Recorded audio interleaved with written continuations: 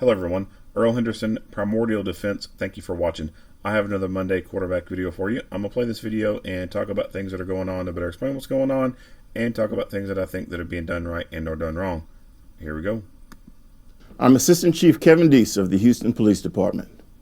This critical incident briefing is intended to provide you with information about an officer-involved shooting that occurred in Houston on February 11th, 2023. You are about to see video footage that is related to this incident. HPD conducts thorough investigations into officer-involved shootings. These typically require investigators to interview multiple witnesses, view numerous hours of video footage, and analyze a significant amount of forensic evidence. It is important to note that we are in the very early stages of the investigation, and we continue to review additional evidence as it is collected and analyzed. The videos you're about to see can be graphic and may be difficult to watch. These videos may also contain strong language. Viewer discretion is advised.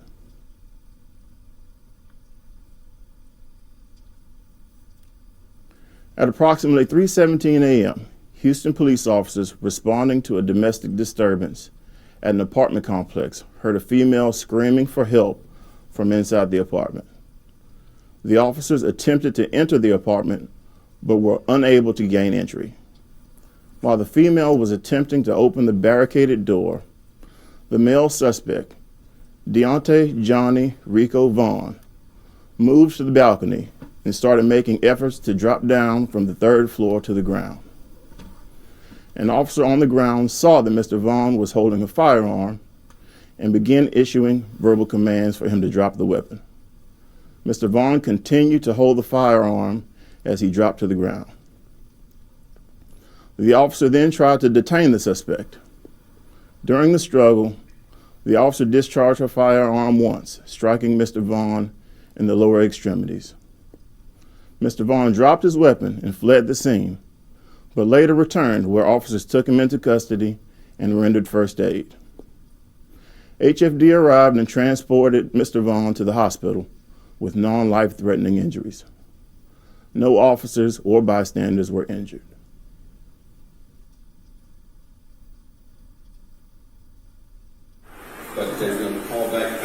And there's no callback number on the slip. Huh? We hear there's exigent circumstances, man. We're going to have to kick that door in. Yeah.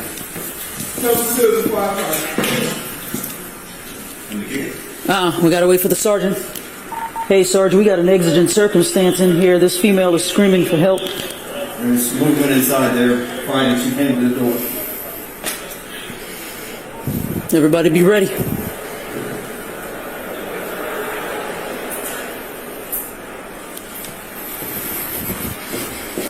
All right. Why are they waiting for the sergeant? This is something that, Supreme Court case law says, you ain't got to wait for no damn supervisor to do this. It could be the most rookie fucking police officers on scene.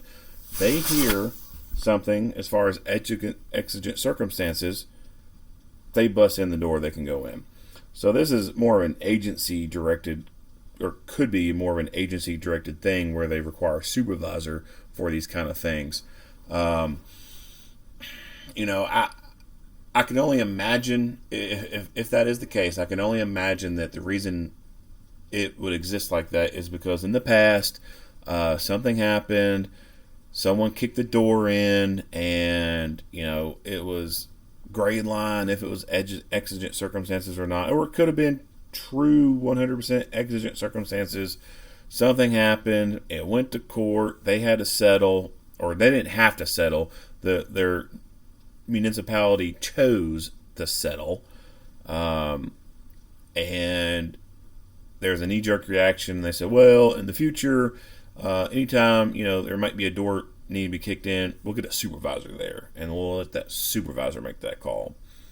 So this is that is red tape fucking bullshit. It's just hindering officers in their ability to do stuff. It's knee-jerk reaction kind of stuff.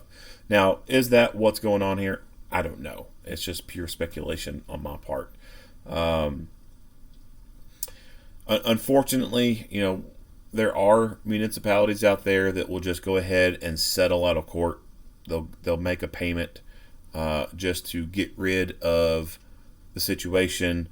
Their attorney, the city attorney, may advise to say, if we fight this, it's going to cost us this much money, but our insurance, we can do this payout right here, and it's not going to be as much as if we take this thing to trial. Unfortunately, I think that happens in a lot of places. I don't think that's right. I don't think that municipalities should just be caving in that quickly just to do a payout, just to avoid going to trial. I do think that the precedent should be set, and these fucking ghetto lotteries need to be done away with, because that's really what it is. These stupid ass, thug ass people out here doing stupid shit. They end up getting police action taken against them. They get hurt in some way, and then they turn around and try to sue the police department, and they might get a payout just because the city government doesn't want to take it to trial. They'll just do a payout. They got the insurance for it. Just do a payout. Call that fucking ghetto lottery. Anyway, moving on.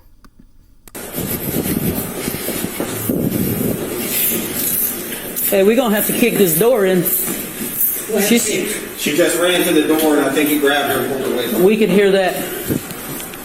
We're gonna have to kick. No. Who has the shield?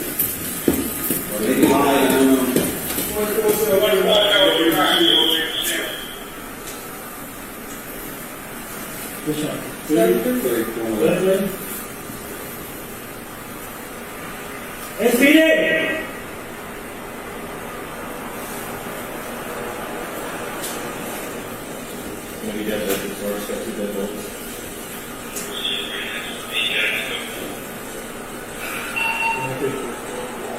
Let's keep it going.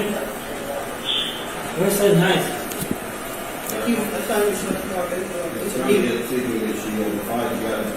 Who has the shield?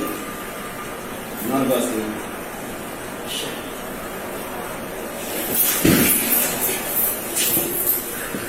Open up! Guys, give me the knife, Chief. The what? One more.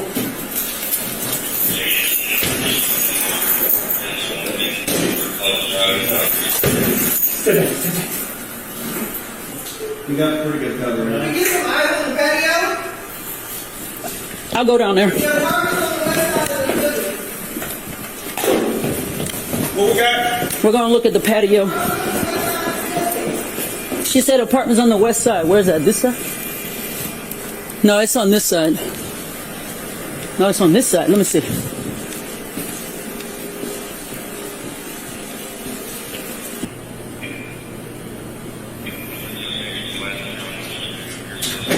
He's on the balcony! He's got a gun! Don't got no gun! I see a gun in your hand! Drop it! Don't got no gun! You got a gun, drop it! Don't got no gun! Son, he's coming on the balcony! He's on the balcony! He's on the balcony! He's got a gun! Sir, drop! Hey, he's on the balcony, guys! Second floor! Sir, I'm gonna shoot you! Hey, you guys hear me? He's on the balcony, second floor with a gun!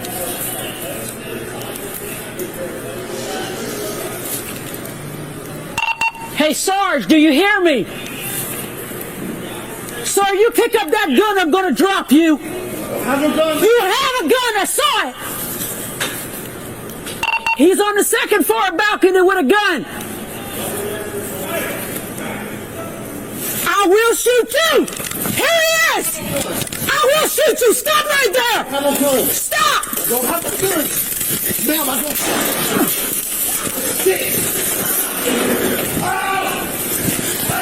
Shot fire, son! He's running around. Shit.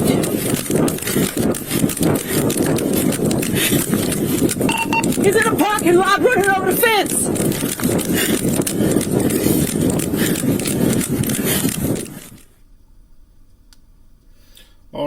let's back up what we got here.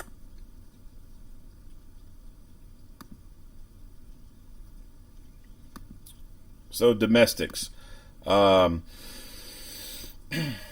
Domestics are historically one of the most dangerous things that law enforcement can be involved in. It's one of those things that causes a lot of injuries and even deaths for law enforcement.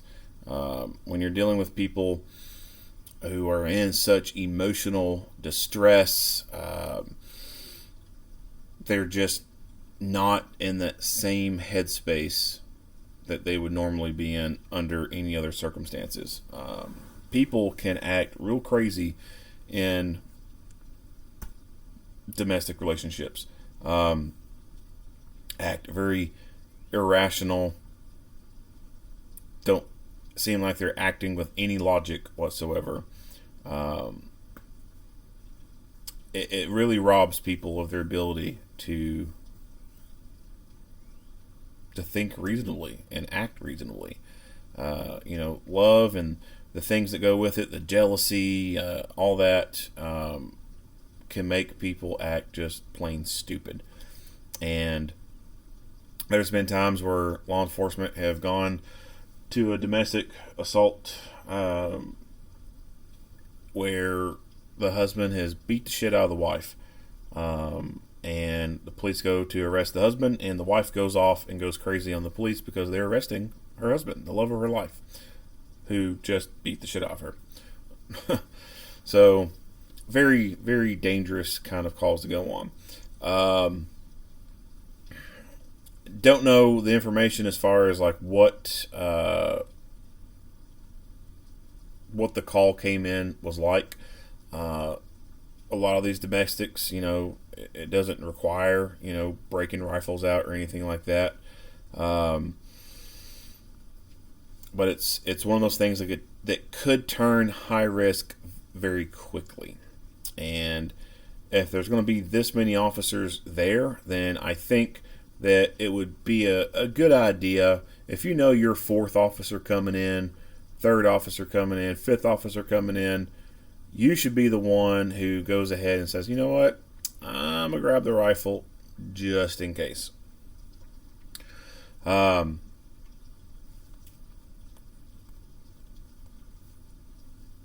Breaching doors can be easy or it can be difficult.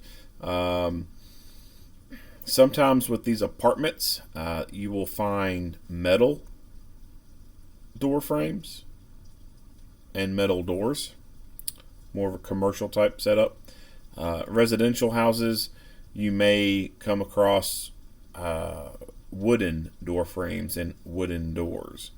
And the construction of those wooden doors may be different than the ones that are, being used for these apartments. So it may be harder to kick open an apartment door because it's all metal. Like you're dealing with a freaking steel door frame there, and you're dealing with a metal door. It's going to be hard to crack that frame. Whereas with a wooden door frame, you kick it, you're basically just cracking that wood and splintering it and knocking it open. Metal door frames are going to be way different. So breaching tools are something that I think need to be in all work vehicles.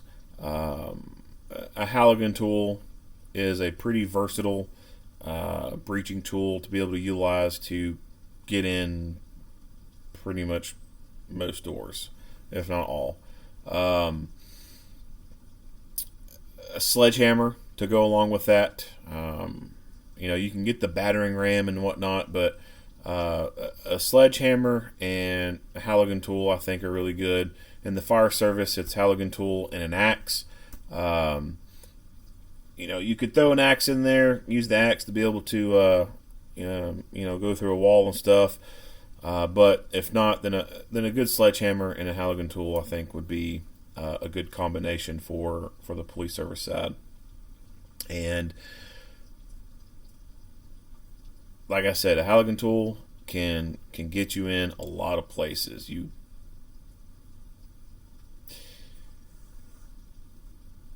if you've never used a Halligan tool or seen it being used to breach a door, then it's kind of hard to describe to you the different parts of the Halligan tool and how to utilize it. But you can use the crowbar kind of side of it to get a purchase point in the door and just wedge it back and forth and pop that door, or you can put the wedge piece into the door frame and use a sledgehammer or the back of an axe to hammer that thing in place and then leverage it up and down to get that door to pop, or drive the spike into the door frame using the sledgehammer or the axe, get it pinned in there and then wedge it up and down so you get that, or leverage it up and down so you get that wedge to press against it and pop that door. I would suggest doing a quick YouTube search for Halligan tool door breach to see some videos on how those things are used to breach a door open. And even on, a commercial door like the back door to a mall or something like that, or a business, it's going to be on all metal construction. It may have a protective shield on the back outside of the door that kind of covers the door jamb area to prevent picking and stuff like that, or what's the word where you slip something in between the door and the frame and hit the lock. I forgot the damn word for it, but it has like a little shield attached to the door that you can't take off. Be good for busting those doors open, getting them open. So that's something that they could have utilized to breach this door, because for this whole time, I don't think that they ever obviously made the door open, and I don't think they probably would ever get that door open just kicking on it. So mechanical tools are necessary. All right, so this officer goes out and then notices the person come down on the balcony. He's coming on the balcony! He's on the balcony! He's on the balcony! He's got a gun! So he comes from the third floor, drops down onto the second. Now, why does she not have any white light? I don't know. I can't even tell very well if she has a weapon-mounted light or not. In my opinion, all fighting guns need to have a weapon-mounted light. You need to be able to positively identify the target and whether or not it is a shoot or no-shoot target, and be able to effectively deliver incapacitating rounds. And you can do that with a weapon-mounted light. There are techniques to using a flashlight for low light shooting, but when you do that, you are essentially shooting that gun one-handed. And when it comes to handguns are already at a disadvantage as far as accuracy, because they have a very short barrel and you only have 2 points of contact on that gun to help stabilize it: your dominant hand and your non-dominant hand. So when you're holding a flashlight in your non-dominant hand, you only got one hand on the gun. So you're almost practically cutting your accuracy potential in half at that point.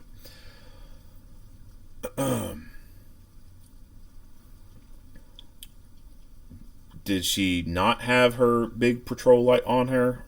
I don't know.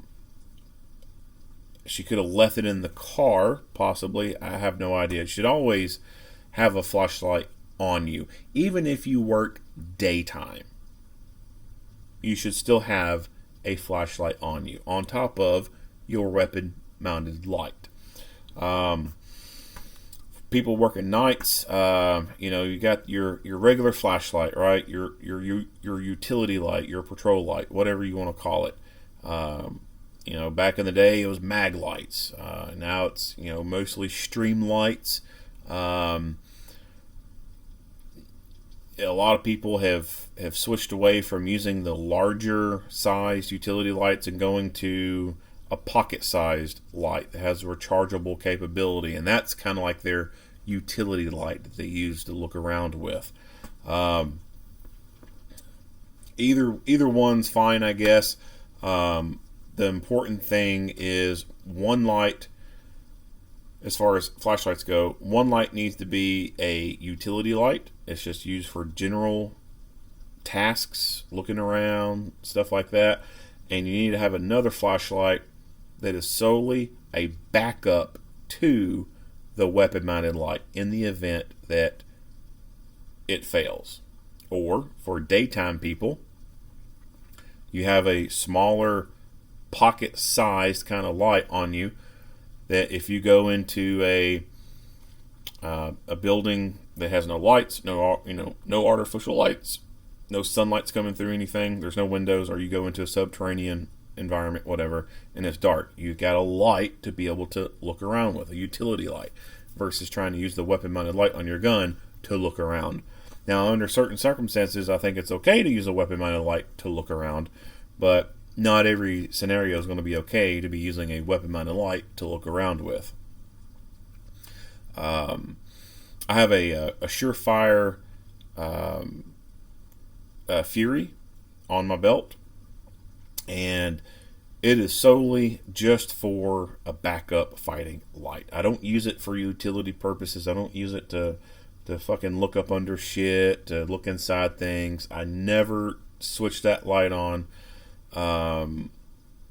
unless it's for in conjunction with the gun, doing searching like that, or it needs to be used as a backup because my weapon mounted light has failed. So it does not get used for just general utility purposes. I reserve utility purposes for the stream light, the rechargeable stream light that I can use over and over. The only time that I have had to use that light is just for utility purpose is because that patrol light died on me. Like, it just been using it for a while, didn't sit in the charger for any good length of time, and it's just dead. And it's a last resort to have to go to that light. But when that happens and I have to use it for utility purposes or whatever, I immediately go and change those batteries out so that I will always have fresh set of batteries in that fighting light, and I can get the most amount of time out of it and the most amount of peak brightness out of it.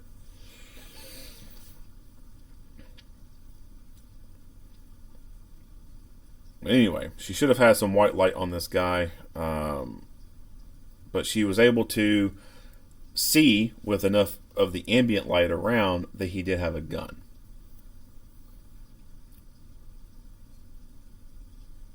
Let's see what the next one shows.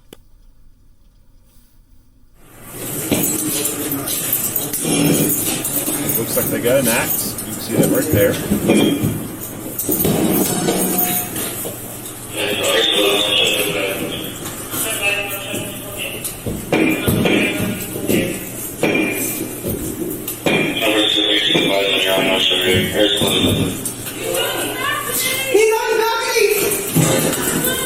He's on the balcony! We got this. Back up lines.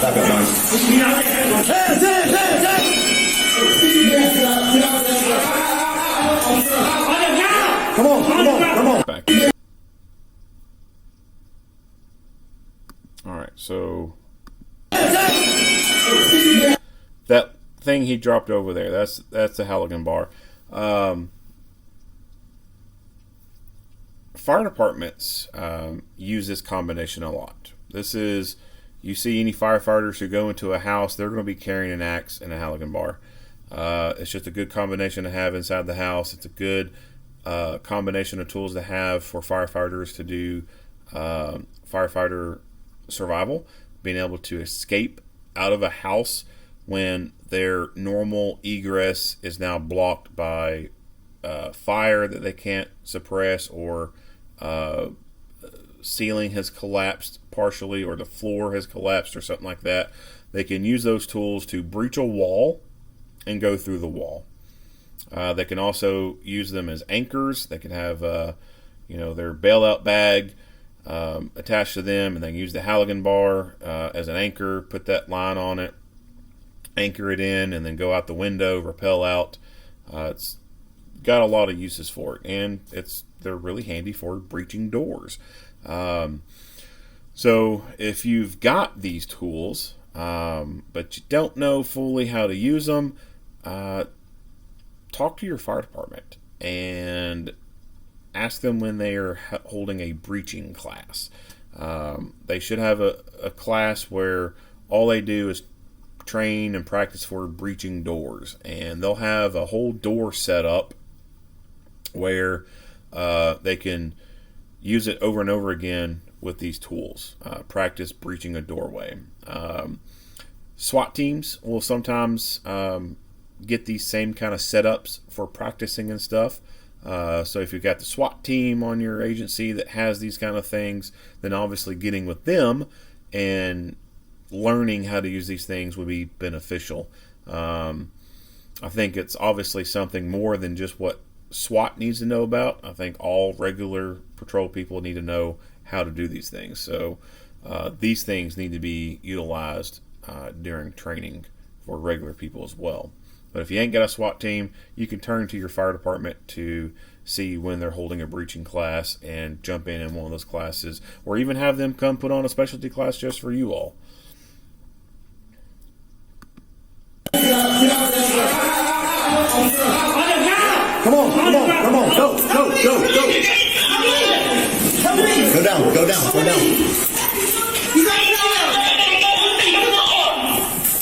Relax, everybody relax. The door's closed. Take a breath.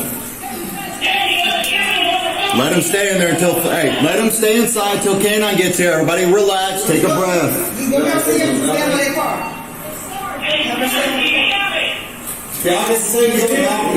We know. Y'all push downstairs. Y'all get the ground floor.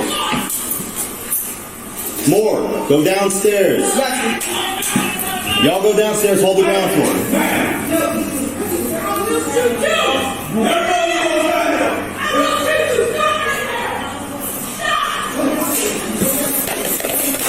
Hold it.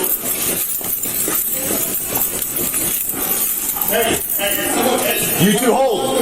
You two hold the door.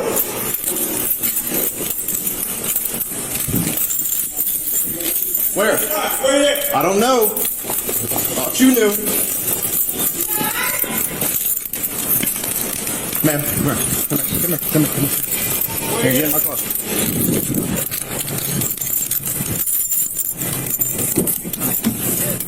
You're okay. You're okay. Get inside. Get inside now. Stay here, okay? Sarge, stay with her. Sarge, stay with her. Okay, at least someone's staying with her. I would have had an issue of the fact that this dude has now escaped this building and is not in custody, and he locks her in the back of the car. What if this dude was to come back, see her locked in this car? She can't get out of the back of the cop car, right? Like, who can escape out the back of a cop car by just opening the door? Well, you would think absolutely no one, but there are some places out there where they've goofed up and forgot to turn the child locks on or what have you. But for the most part, majority of the cop cars out there, once you're in the back seat and you close the doors, you can't open them from the inside. So if he would have secured her in the back of that car and closed that door and no one was around, that could have been potentially bad for her if this dude came back around, saw her in the back, and then decided to either shoot her through the window or open the door and just shoot her inside the back of the car. I mean, she would have been a fish in a barrel at that point. So from their perspective, when they were up there in the hallway, all they heard was, he's on the balcony, he's on the balcony, he's on the balcony. I think that to them, they were envisioning that he's just on that third floor balcony and that's where he's standing at. I don't think that they realized that he was climbing down to the second balcony. So that's probably something that that officer outside could have verbalized, could have said he is climbing down from the 3rd floor to the 2nd floor. That way, all those other people who were standing around would have immediately been like, oh shit, let's go. Now, he did have 2 officers still stay up there on that floor, which was a good thing because, like I said, I think that they were probably thinking in their head that he's just on that 3rd floor balcony and he hasn't gone anywhere. So he's going to go outside to see what he can see from the outside and maybe establish contact with this person, get some rapport, and get him to surrender. But they didn't want to leave completely from that upstairs and then give this person the opportunity to just leave out the front door and escape that way. So he left those 2 other officers behind to secure that door in the event if that guy ever came out of it.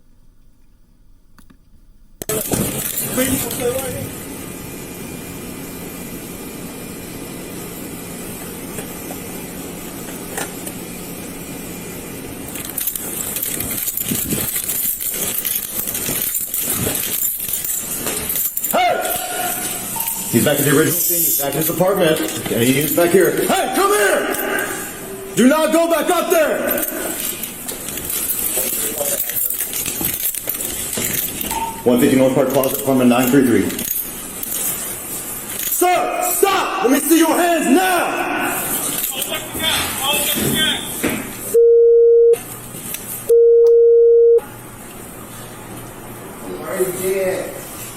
He's in a unit. He's injured.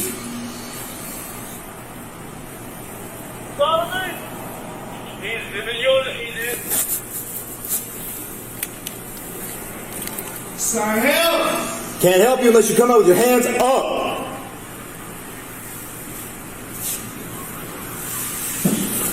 No, sir. Put your hands all the way out in the walkway, all the way out. Lay on your stomach, hands out. Sir. Lay on your stomach, hands out. I cannot help you unless you listen. Are you shot? Yes, sir, I'm shot. Okay. Hands all the way out. Put that left hand out. On your stomach, hands out. Okay, I'm coming. Hands all the way out. I need to see him, okay? Sir. Please, sir, you can't be so sorry. Give me HFD after he's already injured. Take him into custody. Hands now. Hands now. Hands. Do it now. I can only help you if you give me your hands. Sir, you're going to die. I'm not going to let you die, all right? I have to secure you, though, okay? Give me your hand. Give me your hand. Okay. I need you to. You need to listen. I want to save you, but you got to listen, all right? Yes, sir. Sir, Where are you shot? Where are you shot? I'm on butt. Where? My butt. Okay. Roll. Sir, I've never been shot in my life. Sir, please. Where are you hit? I'm on In your butt. leg or your stomach? I'm on butt. Okay. All right, so personally, I think he should have waited for more people to get up there before trying to go hands-on with this person. This dude could have immediately flipped his switch and decided that he was not going to die by himself and that he's going to take someone with him. If that means that it takes 5 minutes for people to get up there to them and he's bleeding out this entire time, then that's what that means. Don't care. This guy brought this upon himself. He had the gun. He ignored police commands, and another officer feared for their life and used force against him. He brought this upon himself. If that means he's got to lay there and continue to bleed, so be it. Officer safety comes first. So I think this officer should have waited till other officers arrive before taking this dude into custody. Secondly, we don't see this officer wearing any gloves, and we can see that this dude has some bodily fluids. That's not good. You need to assume that as far as bloodborne pathogens go, that people you come into contact with have the worst of the worst. They've got the HIV, AIDS, hepatitis. Hell, assume they got it all. Have to assume they have the worst of the worst. And wear your PPE, personal protective equipment. Got to wear gloves. You don't want to catch something, bring it home, and then it alter your life forever. Just think about how catching HIV would permanently affect your life. If you're single, who do you think is going to want to get into a relationship with you when you've got HIV? not that many people. Like, you would pretty much just have to find another person who has HIV to want to have a relationship with them. And if you don't have kids and you're wanting to have kids, that's something else to worry about. The kid ending up being born with HIV.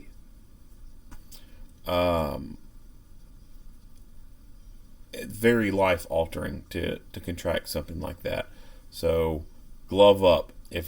Like I said, if it takes several seconds for you to put gloves on and they're bleeding out during that time, so be it. They brought it upon themselves. It's their problem, not yours. Relax, I gotta take these off, alright?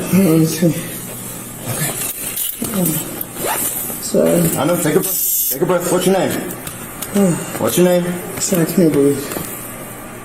Suspect detained. He's bleeding out of his back.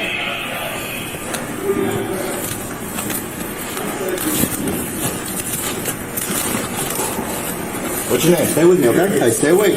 Stay awake. Don't go to sleep on me, Bob. Don't go to sleep.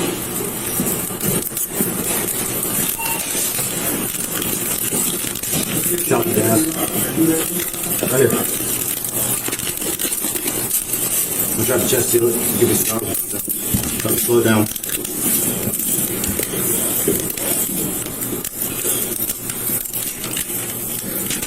Yep.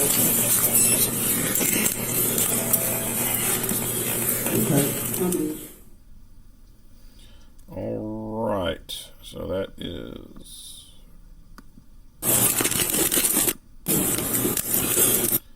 So that's all we get to see so far with the medical treatment. You notice that there are shears there, EMT shears. Those are probably the best things to use to cut clothing with. Using a knife is not an ideal way to cut clothing off of a person, because you run the risk of potentially causing more harm to the person by slipping and accidentally stabbing them and or slashing them with that knife. So the best thing is to use shears.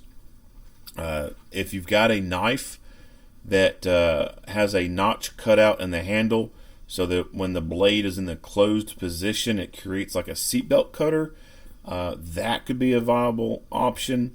But there are rescue hooks made. There are seatbelt cutters made that are pretty small. They have a recessed blade inside of them so that you couldn't run your finger over it and cut yourself, but you could slip the material of like a t-shirt at the opening of the neck and run it along the fabric, and it'll cut the fabric just fine.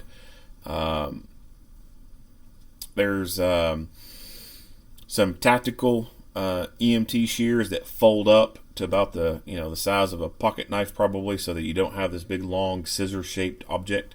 Of course, it is a little bit more costly, but that's kind of a nice thing to have. It's compact, and you break it out, turns into a big scissor-sized device, and you get the benefits of the EMT shears to be able to cut through heavy clothing, thick clothing, and it has the blunt ends on it so that you can't, accidentally stab somebody with the ends of it.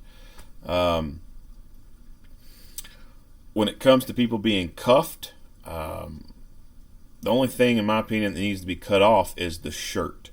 The pants, all you gotta do is just pull the pants down. That's simple. The pants can come off just the same way that they went on. Just tug them down. When a person's cuffed, you can't really take the shirt off because the hands are cuffed behind the back. So, cutting tools for the shirts and jackets only. Pants, underwear, just pull them down. Pull them down, get them out of the way, and start treating injuries to those lower extremities there. If that, of course, that means if they're laying there, naked from the waist down, so be it. Like I said, they brought this shit upon themselves. That's their problem, not yours. This guy said he shot in the butt. I don't know exactly where he shot at. The officer says that he shot in the back. Don't know if it's in the back, how far in the back it is, but we see the officer pulling out a chest seal. So a chest seal could be used on this person, depending on where the hole's at. From basically the neck, the sternum area, I guess you could say, from the sternum notch going down to, the belly button, waistline area, the trunk of your body. Chest seals can be used anywhere in there. But outside that zone, like, there's no sense in using a chest seal, because say it's in the middle of his buttock, there's no sense in putting a chest seal there. Like, there's no risk of air coming in through his ass into his thoracic cavity.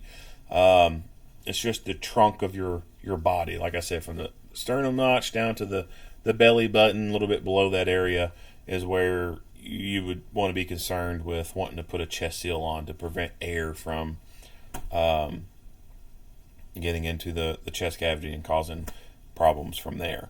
But we can't see because of the blur box, so this officer may see that he has a round or a hole in his back area, and that is indicative that you need to put a chest seal there, because he could end up having tension pneumothorax from air coming in through that way.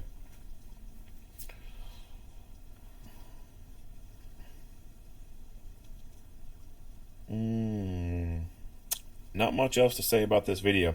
If you like what you hear and see, go ahead and give me a like and a share. If you have not already, hit the subscribe button and stay tuned for more Monday quarterback videos. Earl Henderson, Primordial Defense. Thank you for watching.